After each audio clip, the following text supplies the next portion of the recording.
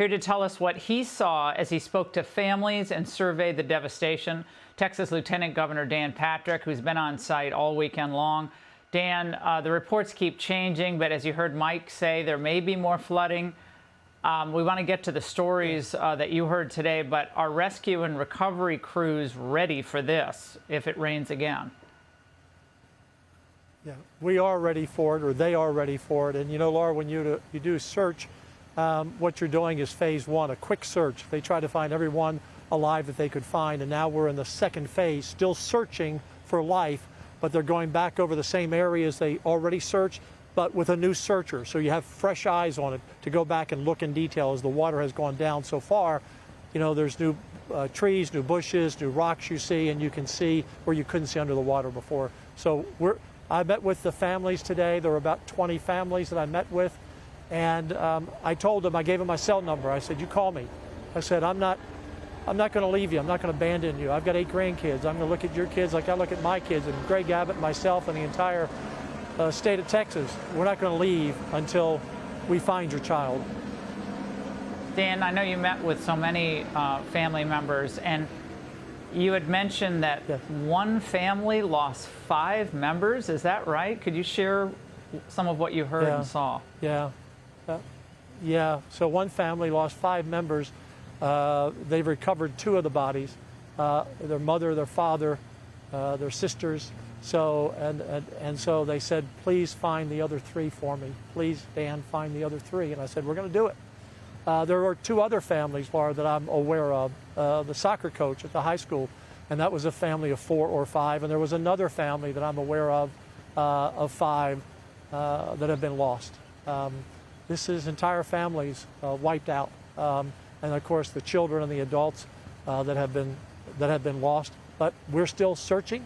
We still believe in life. We know the hours are getting longer each day, but we're going to return all of these, all of their loved ones to the families. Laura, I went out to the Camp Mabry, not Camp Mabry, Camp Mystic. Camp Mystic. Forgive me, Camp Mystic today. And it was just heartbreaking, Laura, and inspiring at the same time. I talked with, you know, as a father and mother and their children run the camp. And of course, you know, the father, they lost him in the flood when he got in his truck and tried to save a couple of kids. And it's the last time his family saw him. But the one son was telling me as he walked me through these stories, they went cabin to cabin, and they left one cabin getting the girls out as the water was rising. And he said, within 3 minutes, we went from ankle to deep, knee deep to neck deep, and the next thing we were floating away, being driven down by the river. All of these girls and myself, probably 100 yards, and we walked down there, and they all went into the trees, and they were saved by the trees. And when the water receded, they then walked up with no shoes on in the cold. The mud is cold, the water was cold, and they walked probably the 100 yards back to a building that's 86 years old, looks a little decrepit. It's been there a long time, and they were on the 2nd floor. And the water rose to the 2nd floor, Laura, the 2nd floor.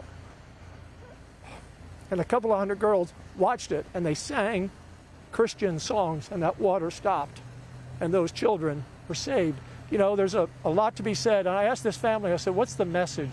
And they said, we're grieving for our family, and our family is all of these girls, because there were a total of about 750 people at the camp. That's counselors, staff, and about 500 and some girls. And they're mourning the loss. They put crosses out near the buildings of each building and how many were lost in that building. But I said, look, you saved 500 kids. You saved. I know you couldn't save everyone. It's a heartbreak. And I know the parents who have lost children, they are saying, you know, I want my daughter back, and we're going to find them. But I also want to tell this family, you did everything you could possibly do. Laura, that water rose so fast, they didn't have a chance. Well, Dan, I know you know people personally who've lost grandchildren and nieces and nephews, as do I, and it is. Yes. And my daughter goes to Texas A&M. A lot of her friends went to Camp Mystic.